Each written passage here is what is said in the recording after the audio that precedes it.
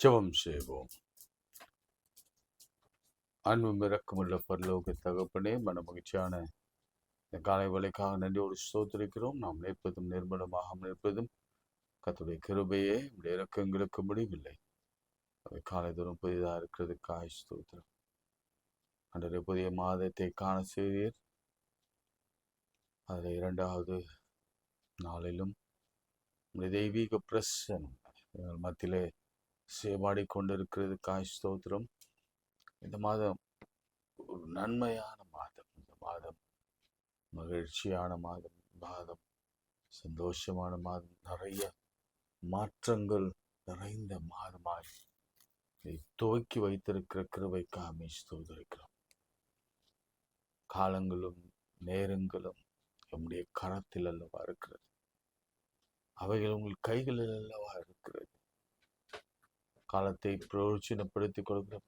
அதை கத்தருக்கென்று காலத்தை விசேஷித்துக் கொடுக்கிறவன், அதை கத்தருக்கென்று விசேஷித்துக் கொள்ளுவன் என்று சொல்லக்கூடிய கர்த்தாவே, இந்த வேளையில் நம்முடைய கிருபையினால் இந்த நாளை நீர் ஆசீர்வதித்திருக்கிறீர். அதுக்காக ஸ்தோத்திரிக்கிறோம். கொடுத்த சரீர சுகம், பலன், ஜீவன், ஆரோக்கியம், உணவு, உடை, ஒரு இருப்பிடம், எங்கள் தேவைகள் எல்லாவற்றையும் சந்தித்தவர்கள் கிருபைக்காக ஸ்தோத்திரிக்கிறோம். ஆனாலும் கூட கர்த்தாவே, இந்த வார்த்தையை நம்பி உடைய பாதத்தில் விழுந்து முதலாவது தேவனுடைய ராஜ்யத்தின் நீதியின் தேடுங்கள், பிறகு இவைகள் எல்லாம் உங்களுக்கு கூட கொடுக்கப்படும். இந்த வார்த்தையின்படி நடத்தி வருகிற கிருபைக்காக ஸ்தோத்திரம். எல்லா துதிக நமக்கு சொல்லுது.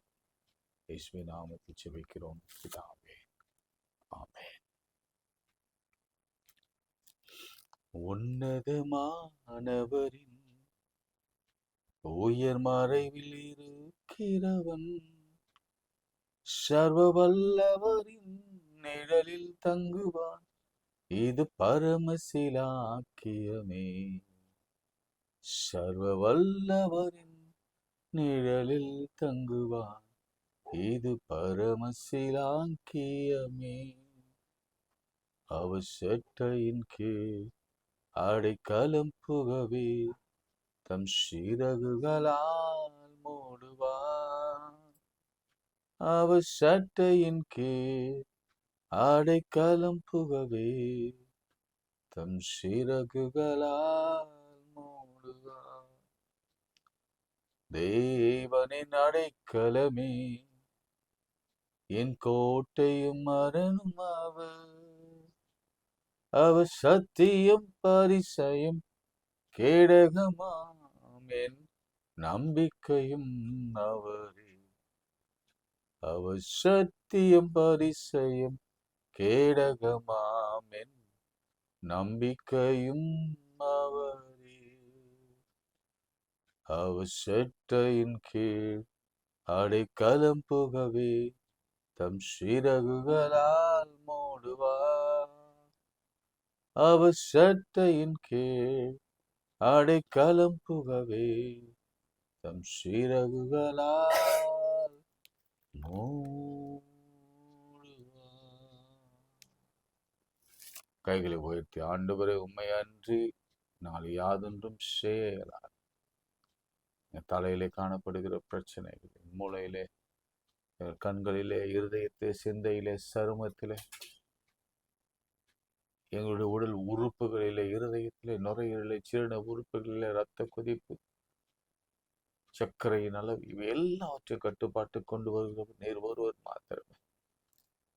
உம்முடைய அனுமதியின்றி ஒரு அணுவும் அசையாது. எனவே எல்லா கட்டிகளும், எல்லா கேன்சர்கள், எல்லா பலவீனங்களும், எல்லா நோய்களும் இயேசுவின் நாமத்திலே விலகி போட்டும் நான் ஜெபிக்கிறேன். பரிபூர்ண சுகத்தை தந்து ஆசீர்வாதிங்க. திருமணமாகாத பிள்ளைகளுக்கு விசேஷமா ஒரு வாழ்க்கையை ஏற்படுத்தி, குழந்தை இல்லாதவர்களுக்கு குழந்தை பாக்கியத்தை கொடுத்து, வேலை இல்லாதவர்களுக்கு வேலை வாய்ப்பை கொடுத்து, படிக்கிற பிள்ளைகளுக்கு ஞானத்தை கொடுத்து, அன்று வேலையிலே உயர்வை கொடுத்து நீர் ஆசீர்வதிக்க வேண்டும் என்று நோக்கி நான் ஜெபிக்கிறேன். நோக்கி பார்த்து பிரகாசம் அடைந்தார்கள், முகங்கள் ஒருபோது வெட்கப்பட்டு போவதில்லை. ஏழை கூப்பிட்டான், கர்த்தர் கேட்டவன், எல்லா இடுக்கண்களுக்கும் நீங்களாக்கி ரட்சித்தார். எலியா அழுதான், என்னை கேட்டலும் என்னை கேட்டலும் என்றார். கர்த்தர் வானத்திலிருந்து அக்னியை அனுப்பினார். சிம்சோன் அழுத, ஆண்டவரே, இந்த விருத்த சேதம் இல்லாத பெலிஸ்தரோடு கூட ஏன் நான் சாக வேணும்? கர்த்தர் பள்ளத்திலிருந்து பள்ளத்தை பிளக்க பண்ணி நீரூற்றி உண்டு பண்ணி அவன் தாகத்தை தீர்த்தார். கர்த்தாவே, நீர் நீ முடிவல்ல, நீர் ஆரம்பம், நீர் தொடக்கம். ஆண்டவரே, நீரே எல்லாவற்றுக்கும் எல்லாமா இருக்கிற ஆதிய மந்தவமா இருக்கிற வாழ்க்கையில எங்கெங்க இடங்களெல்லாம் முடிந்தது முடிந்தது முடிந்தது முடிந்தது என்றால் கருதி நிற்கிறோமோ, தடுமாறி நிற்கிறோமோ, அழுது நிற்கிறோமோ, உடைந்து விழுந்து கிடக்கிறோமோ, புலம்பி கிடக்கிறோமோ, அங்கிருந்தலாம் கர்த்தர் முளைக்க பண்ணுகிறவர், ஆரம்பிக்கிறவர், புதிய காரியத்தை செய்கிறவருடைய ஆளை ஸ்தோத்திரம். நாளிலும் கூட அநேகர் கற்பதம் செய்து வருகிறீர், மக்கள் நன்றி செலுத்துகிறோம். கேள்விப்பட்ட ஆண்டவர், நிறைய கேள்விப்படுகிற சாட்சிகளை கேள்விப்படுகிறேன். விசாலாம் கொடுத்து வரீங்க, திருமண வாழ்க்கை கொடுத்து வரீங்க, வேலையை கொடுத்து வரீங்க, பாசை கொடுத்து வரீங்க. எல்லாவற்றுக்கும் உங்களுக்கு நன்றி செலுத்த ஸ்தோத்திரிக்கிறேன். என்ன செய்யுங்க, இயேசுவின் நாமத்தில் செபிக்கிறோம் பிதாவே, ஆமென். பிரியமானவர்களே, இன்றைக்கு ஆதியாகமம் 32 அதிகாரம் 22 வசனத்திலிருந்து வாசிக்கிறேன். ராத்திரியில் எழுந்திருந்து தன் 2 மனைவிகளையும் தன் 2 பணிவிடைக்காரர்களையும் தன்னுடைய 11 குமாரரையும் கூட்டிக் கொண்டு யாப்போக்கு என்னும் ஆற்றங்கரை கடந்தான். ஞாபகம் வச்சுக்கோங்க, யாப்போக்கு என்னும் ஆற்றங்கரையை கடந்தான். கடந்தது யார் தெரியுமா? யாக்கோபு. இன்னைக்கு அதுதான் நான் பேச போறேன். வாழ்க்கையில நேற்று முன்தினம் நாம் அதுதான் பார்த்தோம். நேற்று சாம்சனை பார்த்தோம், அதுக்கு முந்தைய எலியாவை பார்த்தோம், இன்றைக்கு யாக்கோபை பார்க்கிறோம். அவன் குடும்பத்தை பத்தி நான் சொல்லிடுறேன். 2 மனைவிகளும் பணிவிடைக்காரிகளையும் 11 குமாரரையும் கூட்டிக் கொண்டு யாக்கோபு என்கின்ற ஆற்றுத்துறையை அவன் கடந்தான். யாக்கோபு ஆரம்பத்திலிருந்தே பல இன்னல்களை சந்தித்தவன். பிறந்த நாள் முதற்கொண்டே, இன்னைக்கு நான் பேசுகிற வார்த்தையெல்லாம் சிலருக்கு அப்படியே பொருந்தும், அப்படியே ஆமேன்னு நீங்க சொல்வீங்கன்னு வச்சுக்கோங்களேன். வயிற்றில் இருக்கும் பொழுதே பிள்ளை ஒன்றோடு ஒன்று மோதி கொண்டன. தாய்க்கு ஒரு பெரிய கலக்கம் உண்டாயிட்டு, ஐயோ இது என்ன வேதனை, வயிற்றில் இருக்கிற பிள்ளை மோதி கொள்கிறதே என்று சொல்லி கர்த்தரிடத்துல போய் முறையிட்டா. நான் இதை இப்படி பார்க்கிறேன். இன்னைக்கு நிறைய பிள்ளைகள் கர்ப்பத்திலேயே பிரச்சனை தான். கர்ப்பத்திலேயே அது வளரக்கூடாதபடிக்கு நான் சில சாட்சிகளை நான் கேட்டிருக்கிறேன். என் ஊழியத்துல நான் கேட்டிருக்கிறேன். ஒரு கன்வென்ஷன் வச்ச பொழுது ஒரு அன்பு சகோதரி வந்து சொன்னாங்க, நிறைய நேரம் எனக்கு குழந்தை நிற்கும், ஆனாலும் அந்த குழந்தை கலந்து போய்விடும். ஆனாலும் அன்னைக்கு அந்த ஊழியத்துல கர்த்தர் அவளோடு கூட இடைப்பட்டு அந்த ஜெப நேர வேளையில அவர் பேசினார். இனி அப்படி மலடு இல்லை, கனி விழுவதில்லை, கர்த்தர் உங்களுக்கு குழந்தைகளை கொடுக்கிறான்னு சொன்ன பொழுது அதே மாதத்துல குழந்தைகள் நின்று அடுத்த 3 மாதத்துல அவள் ஒரு மாலை வேளையில வந்து சாட்சி சொன்னார். கர்ப்பத்திலே பிள்ளைகள் ஒன்றோடு ஒன்று மோதிக்கொண்டனவா. கர்ப்பமே இல்லாத அநேக பெற்றோர்கள் பார்த்து கொண்டிருக்கிறீங்க. ஐயா, 1ஆவது பிறக்க கூடாதா? நாங்க 2 கேட்கல ஐயா, அட்லீஸ்ட் 1ஆவது எங்களுக்கு வேணுமே என்று வேதனையோடு நிற்கிறவர்கள். அப்படிதான் யாக்கோபு ஆரம்பத்திலிருந்தே அவன் அனுபவித்த பாடுகள் அதிகம். பிறகு வளர்கிற பொழுது தாய் தகப்பன் இடையே காணப்பட்ட கான்ஃபிளிக்ட், அன்பு செலுத்துவதில்லை. அப்பா பெரியவனை நேசிச்சாங்க, அம்மா சின்னவனை நேசிச்சாங்க. இதுல குடும்பத்திலே பல குழப்பங்கள் ஏற்பட்டது. அதுலயும் நம்ம வீட்டுல நம்ம அதை எடுத்துக்கொள்ளலாம். இன்னைக்கு ஒரு குடும்பத்துல எடுத்துக்கொண்டா இந்த குடும்பத்துல சகோதரர்களுக்குள்ள ஏற்படுகிற குழப்பங்கள், அது சாகிற வரைக்கும் நீடித்து கொண்டே இருக்கிறது.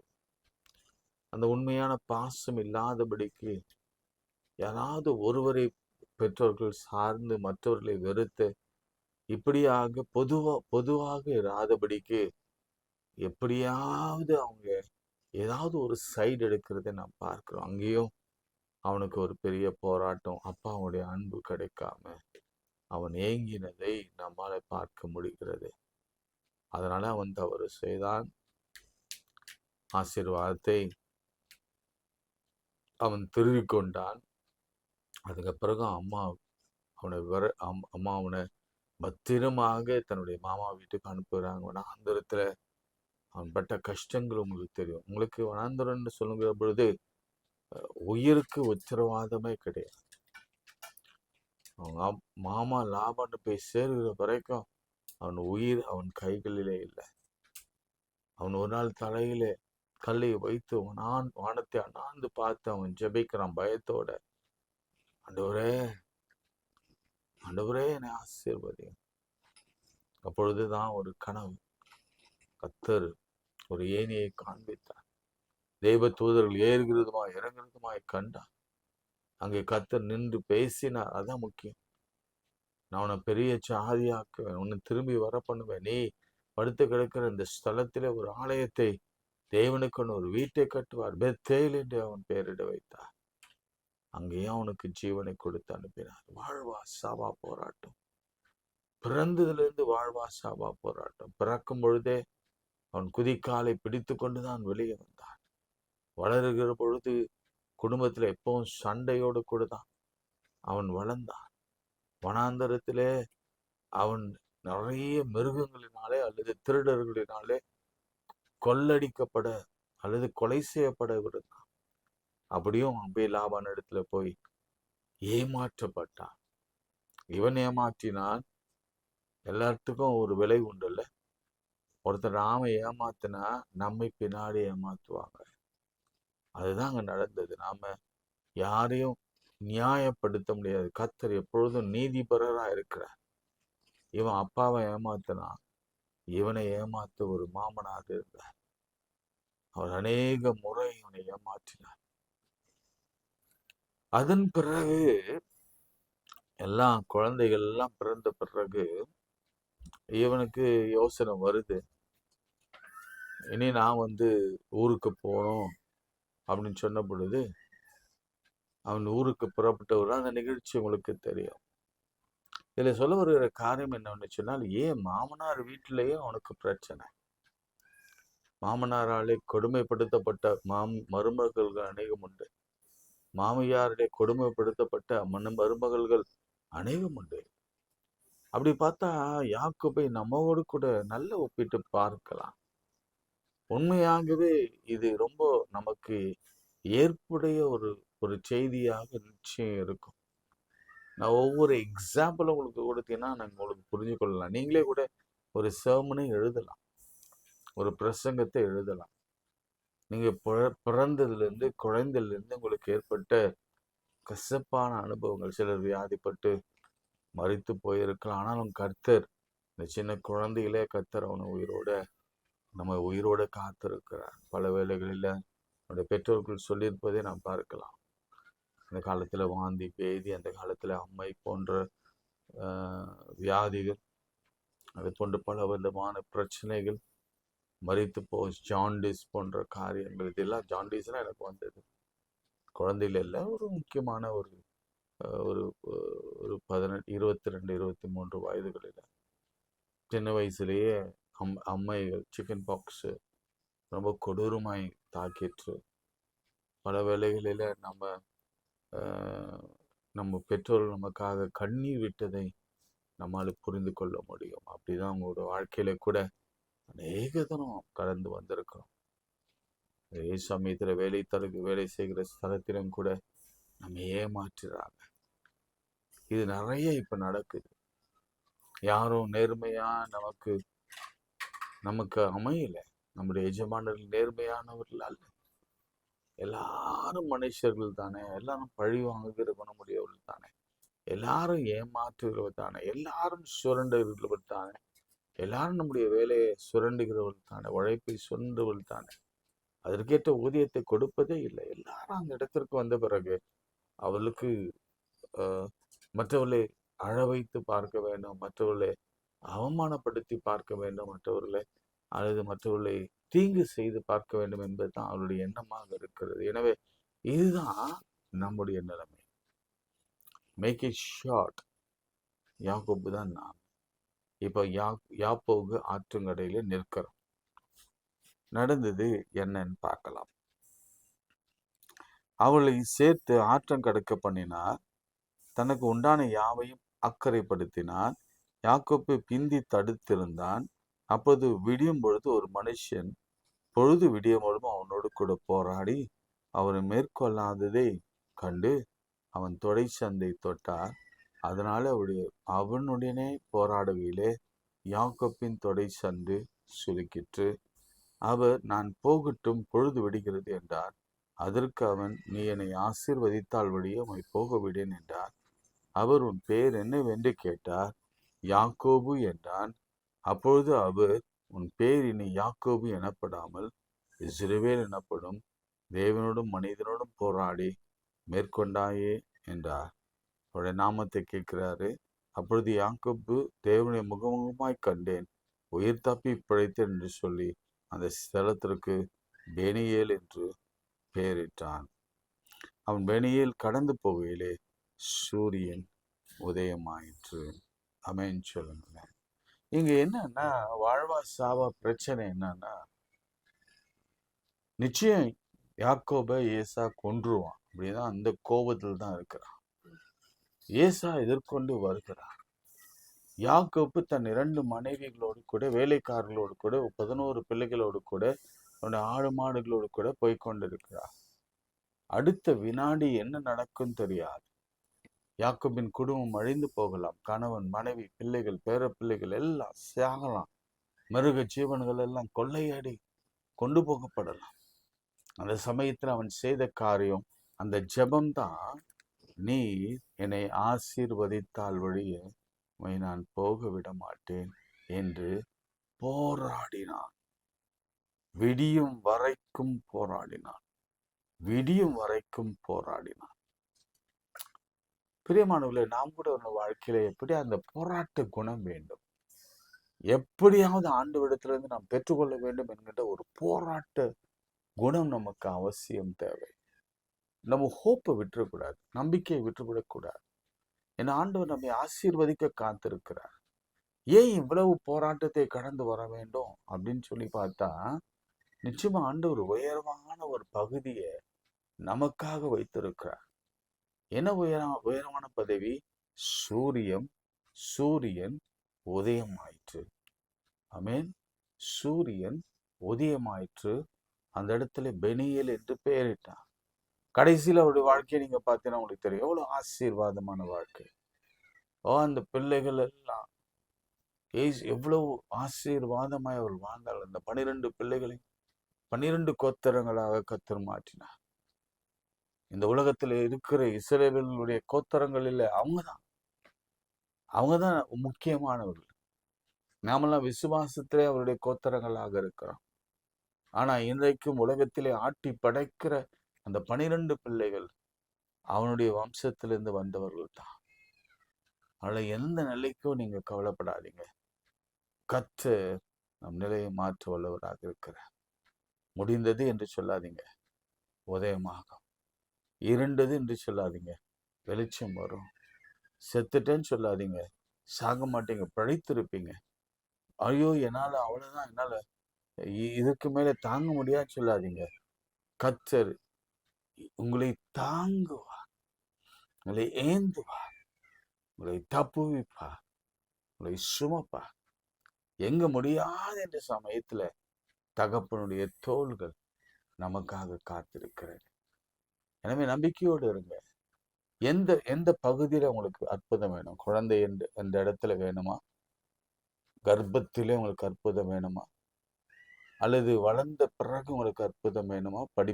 படிப்பு காரியங்களிலே, திருமண காரியங்களிலே, பெற்றோர்கள் மத்தியில உங்களுக்கு அற்புதம் வேணுமா? பள்ளியிலே உங்களுக்கு அற்புதம் வேணுமா? கல்லூரியில அவளுக்கு அற்புதம் வேணுமா, அல்லது வளர்ந்த பிறகு இந்த உலகத்திலே சர்வைவ் ஆக நல்ல வேலைகளும் உயர்வுகளும் மேன்மைகளும் வேணுமா, திருமணம் வேணுமா, நல்ல திருமணம் வேணுமா, குழந்தை வேணுமா? அங்கேயும் கூட ஒருத்தருக்கு குழந்தை இல்லை, இன்னொருத்தருக்கு குழந்தை பிறக்கிறது என்றால் அது எவ்வளவு பெரிய காரியம். அதன் பிறகு மாமனார் மாமியார் இடத்துல இருந்து அற்புதம் வேணுமா? எப்படி எந்த இடத்துல இருந்தாலும் சொந்த அண்ணன் இடத்துல உங்களுக்கு ஒரு பெரிய மிராக்கள் வேணுமா? நிச்சயம் ஆண்டவர் செய்ய வல்லவராக இருக்கிறார். உதயமாகும், சூரியன் உதயமாகும். அதுதான் ஒரே ஒரு இரவோடு கூட எல்லா காரியங்களும் கத்தர் முடித்து வைப்பார். ஆசீர்வாதம் அவர் அன்னைக்கு மனசார ஒன்று கொடுக்கவே இல்லை. அவன் ரொம்ப கம்பல் பண்ணதுனால சொன்னாரு, உன் பேர் என்னன்னு கேட்டார். ஏன்னா அவனுக்கு ஆசீர்வாதம் ஏற்கனவே கொடுத்தாயிற்று. இப்போ அவன் கேட்டதுனாலே ஒரே ஒரு ஆசீர்வாதத்தை கொடுத்தான். நீங்க நல்ல வாசித்து பார்த்தா அவனுக்கு தெரியும். உன் பேர் என்ன அப்படின்னு கேட்கிறாரு. அப்போ பாருங்க என்ன அர்த்தம், அவன் என்ன சொல்லியிருக்கணும்? அவன் பேர் என்ன தெரியுமா? எத்தன். எத்தன். ஆனா அவன் இப்பதான் உண்மையை பேசுறான். என் பேர் இஸ்ரவேல், நான் திருந்திட்டேன், நான் இனி யாரையும் ஏமாற்ற மாட்டேன், இனி நான் யாரையும் ஏமாற்ற மாட்டேன். நான் ஒரு காலத்துல எத்தனை தான் இருந்தேன், ஆனா இப்போது இஸ்ரவேல் என்று அழைக்கப்படுகிறேன். அப்பொழுது யாக்கோபு என்று அழைக்கப்படுகிறேன். உடனே கர்த்தர் சொல்ல, உன்னை நான் இஸ்ரவேலாக மாற்றுகிறேன், ஜாதிகளுக்கு தகப்பனாக மாற்றுகிறேன். ஜெபம் பண்ணலாம். அன்பு இரக்கமுள்ள பரலோக பிதாவே, மனமகிழ்ச்சியான இந்த வேலைக்காக நன்றியோடு ஸ்தோத்திரிக்கிறோம், துதிக்கிறோம். நிறைய எங்களோடு கூட பேசினீர், ரொம்ப நன்றியோடு ஸ்தோத்திரிக்கிறோம். உடைய வார்த்தைகள் ஒருவேளை இன்றைக்கு அநேகருடைய இருதயங்களிலே இது கிரியை செய்யட்டும், விளைவிக்கட்டும், புதிய புதிய கருத்துக்களை கொண்டு வரட்டும், புதிய புதிய ஆரம்பங்களை கொண்டு வரட்டும், இருளான வாழ்க்கையில வெளிச்சத்தை உண்டு பண்ணட்டும், உதயமாகட்டும், மரண இருள் விலகட்டும், பள்ளத்தாக்குகள் மறையட்டும், புதிய காரியங்கள் தோன்றட்டும், திறந்த வாசல்கள் வரட்டும், திருமணம் ஆகட்டும், வேலை கிடைக்கட்டும், ஊதியம் கிடைக்கட்டும், வாசல்களிலே எதிராளிகள் இராதபடிக்கு துஷ்டன் பிரவேசியாதபடி அவன் முற்றிலுமாக சங்கரிக்கப்படட்டும். எங்களுக்கு விரோதம் உருவாக்கப்படுகிற எந்த ஆயுதம் வாய்க்காது போகட்டும். எங்களில் இருக்கிறவர் பெரியவர் என்பதை நாங்கள் உணர்ந்து கொள்ள உதவி செய்யும். ஆண்டவரை விசேஷமா இந்த ஊழியத்தை ஆண்டவரை நீர் நேசிக்கிறபடி நான் உனக்கு ஸ்தோத்திரம். தினந்தோறும் இதை நடத்தி வருகிறேன். இதற்காக உதவி செய்கிற பிள்ளைகளையும் நீர் ஆசீர்வதியும்.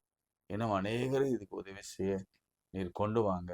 இதுக்கு ஒரு proper place and proper area, ஒரு ஒரு சின்ன அறை அல்லது ஒரு ரெக்கார்டிங் தியேட்டர் போன்ற காரியங்களுக்கெல்லாம் நம்முடைய கருத்தில் தருகிறேன். நிறைய உதவி செய்யும். நிறைய இந்த நாய்ஸஸ் டிஸ்டர்பன்சஸ் இல்லாதபடிக்கு கிளாரிட்டியோடு நம்முடைய வார்த்தைகளை கேட்கிறபடி கிருபைகளை தந்து ஆசீர்வதி. இயேசுவின் நாமத்தில் ஜெபிக்கிறோம் நல்ல பிதாவே, ஆமென். நமது ஆண்டவராகிய இயேசு கிறிஸ்துவின் கிருபை, பிதாவாகிய தேவனுடைய அன்பு, பரிசுத்தாவின் ஐக்கியம் நம் அனைவரோடும் இன்னும் இன்னும் சிதாக்கள் நிலைத்திருக்கிறார்கள். ஆமென். ஆமென். God bless you. God bless you.